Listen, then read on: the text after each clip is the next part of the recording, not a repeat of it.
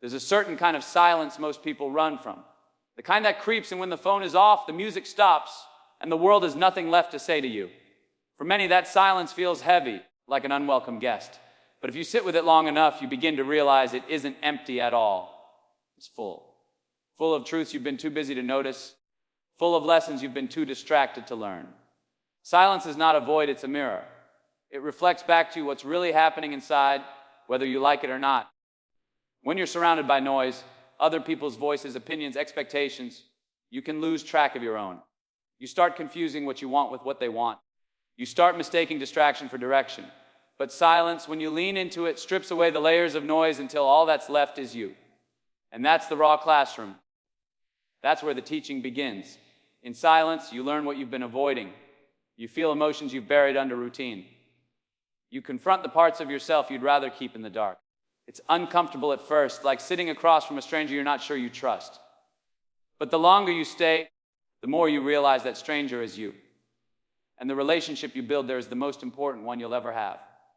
Silence has a way of sharpening your awareness. You start noticing things you've overlooked: the rhythm of your breath, the patterns of your thoughts, the quiet wisdom that comes from stillness.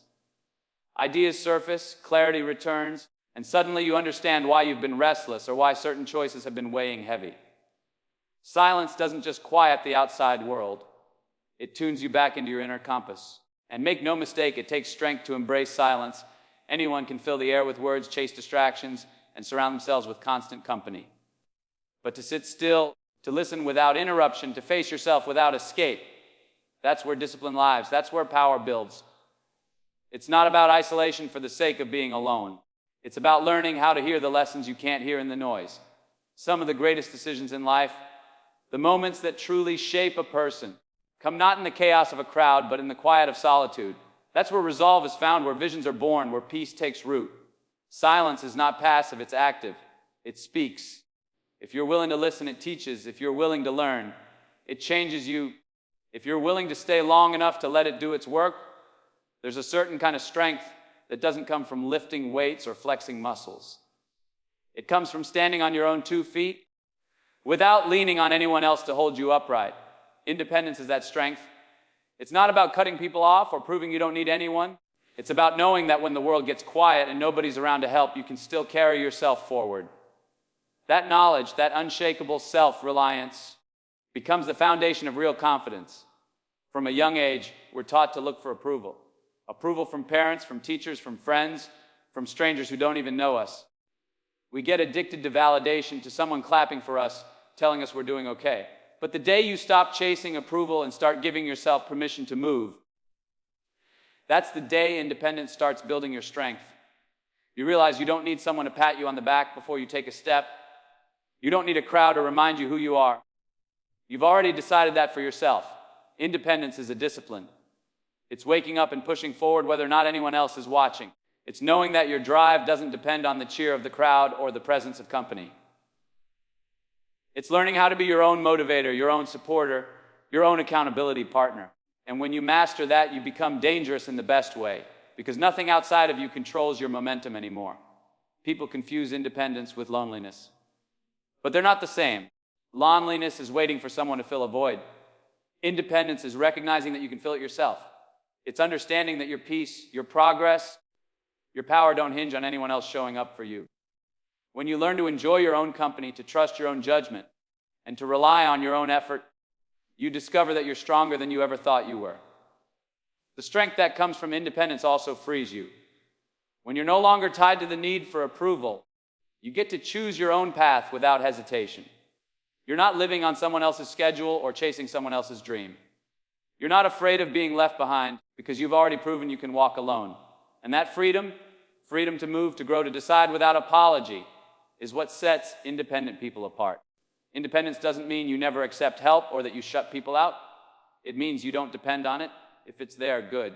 If it's not, you keep moving. That mindset makes you unbreakable, because nothing external can pull the rug out from under you. You've built your strength from the inside out, and that's the kind of strength that doesn't fade when life gets tough. It multiplies when the world gets loud. It's easy to lose track of yourself. The constant noise of conversations, opinions, and obligations creates a fog that blurs your vision. You start moving But you don't always know where you're headed. You react more than you act. You follow more than you lead. That's the danger of living in the noise. You forget what your own voice sounds like, but step away from it, strip life down to just you and the silence, and suddenly the fog starts to lift. That's the gift of solitude. It gives you clarity. Clarity isn't something you can rush. It doesn't come in the middle of chaos. It comes when you remove yourself from it.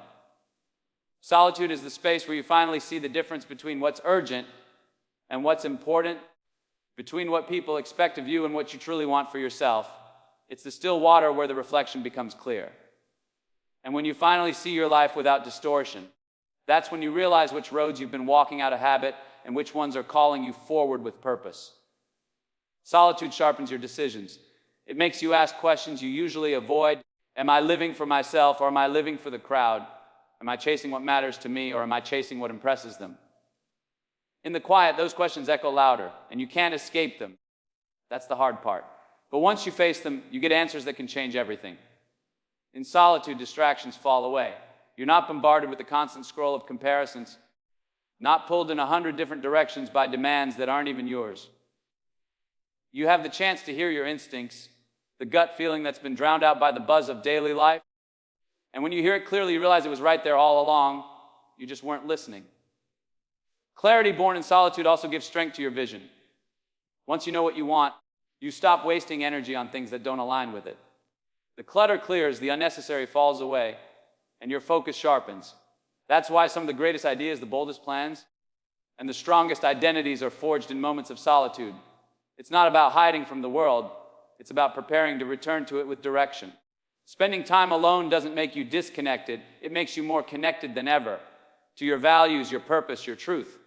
And when you return from solitude with that kind of clarity, you move differently. You speak with conviction, act with precision, and live with intention. The world may still be noisy, but it no longer drowns you out, because you've already heard the one voice that matters most, your own. When you're always surrounded by people, it's easy to become a reflection of whoever is standing closest to you. You pick up their habits, their beliefs, their ways of thinking. Without even realizing it, you start shaping yourself to fit their mold, because blending in feels safer than standing out. But the danger in that is simple. You lose sight of who you really are. That's why aloneness is powerful. Aloneness strips away the crowd and leaves you face to face with the rawest version of yourself. And it's in those moments when there's nobody to impress that your identity sharpens. Aloneness forces honesty. When there's no one to perform for no audience to clap or criticize, you're left with the truth of who you are. The masks drop. The filters fade. You hear your own thoughts in their purest form, unaided by outside influence. Maybe they're messy, maybe they're uncomfortable, but they're yours. And in owning them, you begin to understand yourself more clearly than you ever could in the noise of constant company. Identity isn't something that's handed to you. It's carved. It's shaped over time by experiences, choices, and reflections. Aloneness is the chisel that makes those edges sharp. It gives you the space to question, what do I actually believe? What do I stand for? What am I willing to fight for? And what will I never compromise? These are questions only you can answer. And they rarely get answered honestly when you're trying to keep up with everyone else. There's also strength in discovering that you can stand alone without shrinking.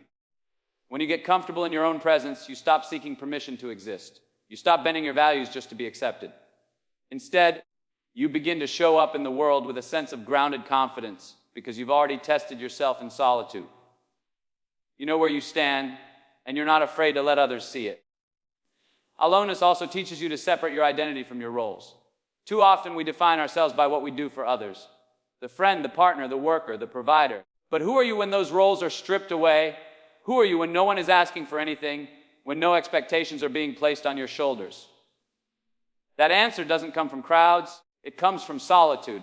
And once you know it, you're unshakable because your sense of self is rooted in something deeper than titles or approval. Aloneness sharpens identity because it demands clarity. It demands authenticity. It demands that you stop hiding behind borrowed definitions and instead write your own. And when you return to the world after spending time in that sharpening fire, people notice. They notice that you're not just echoing the voices around you, you're speaking with your own. They notice that you're not swayed by every shift in the wind. You're anchored in your own truth. And that kind of presence only comes from time spent alone. Some of the greatest works ever made, the boldest ideas ever born, didn't come from crowded rooms or noisy conversations. They came from solitude. They came from moments when the world was quiet, when distractions faded, and when a person was left alone with nothing but their thoughts and the courage to chase them. Solitude is not the absence of noise. It's the birthplace of creation. It's the space where imagination can stretch its legs and run free without being interrupted by the weight of other people's expectations. When you're surrounded by constant input, opinions, entertainment, chatter, your mind rarely has a chance to wander. And creativity, real creativity, requires wandering. It requires open space where your thoughts can drift without boundaries, where half-formed ideas can collide into something entirely new. Solitude gives you that open field. In the quiet, the mind begins to stitch together connections that didn't seem possible before. One thought leads to another, and suddenly, you've created something that never existed until you gave it room to breathe. Creation is intimate. It's personal. It's a process that doesn't always make sense to anyone else until it's finished, and sometimes not even then. That's why solitude is so essential. In solitude, you don't have to explain yourself. You don't have to justify your vision. You don't have to shrink it down to fit someone else's standards. You can explore without judgment, fail without shame, and build without interruption. That freedom is the fuel that drives genuine creation. History is filled with examples of solitude producing greatness. Writers, inventors, leaders, artists, all of them spent long stretches of time away from the noise of the world, refining their craft in silence. They weren't hiding, they were building. They weren't retreating, they were advancing from within. Solitude was the workshop, and the work they emerged with went on to shape generations. But solitude doesn't just create art or inventions. It creates clarity in problem solving, innovation in thinking, and resilience in spirit. When you step away from the noise, you gain perspective. You begin to see solutions that weren't visible when you were overwhelmed by the crowd. You find courage to take risks you wouldn't have considered when you were waiting for approval. Solitude teaches you that the greatest source of inspiration isn't out there. It's already inside you. The truth is, most people fear solitude because they think it's empty. But for those who understand its power, solitude is overflowing. Overflowing with ideas, with insight, with raw material waiting to be shaped into something new. It is the spark for anyone willing to listen to the quiet and trust what rises from it. Because creation doesn't just need time, effort, or resources. It needs space. And solitude is the space where creation is born, nurtured, and brought to life. Power isn't about how many people you can call when you're in trouble, or how many hands you have around to pull you up. Real power is built when you learn how to stand on your own. Self-reliance is that foundation. It's the ability to trust yourself, to provide for yourself, to move forward whether or not anyone else chooses to walk with you. When you cultivate self-reliance, you stop being at the mercy of others and start living from your own strength. That's where true power comes from. Self-reliance begins with responsibility. It's easy to point fingers, to blame circumstances, to wait for someone else to fix what's broken. But when you take full ownership of your life, your choices, your mistakes, your victories, you stop waiting and start acting. That shift is powerful because it means nothing can hold you hostage anymore. You are no longer dependent on someone else's permission to move. You give yourself the green light. Relying on yourself also builds resilience. Life will test you. People will walk away. Promises will be broken. Support will vanish when you need it most. If your strength depends on others, you'll crumble when they do. But if your strength is rooted in self-reliance, you bend, you don't break, you learn to adapt, to carry your own weight, to figure things out without waiting for someone to hand you the answers. And every time you do, you grow stronger, tougher, more capable. Self-reliance isn't about isolation. It doesn't mean you reject help or refuse connection. It means you don't need it to survive. You appreciate it when it's there, but you don't fall apart when it's not. That kind of independence makes you dangerous to anything that tries to stop you, because no setback, no betrayal, no absence of support can strip you of the power you've built inside yourself. It also gives you freedom. When you rely on yourself, you're not shackled by the expectations of others. You're not waiting for approval before chasing a dream or asking for validation before taking a step. You move when you're ready, you act on what you believe, and you trust your own judgment. That freedom is what allows people who practice self-reliance to carve their own path instead of following someone else's. Power built on self-reliance is steady because it doesn't rely on unstable ground. It doesn't vanish when people leave or when circumstances change. It stays with you because it comes from within. And once you know you can count on yourself, no matter what, you walk differently. You carry yourself with a calm kind of confidence, one that doesn't shout but doesn't shake either. Because you know the truth, no matter what happens, you've got you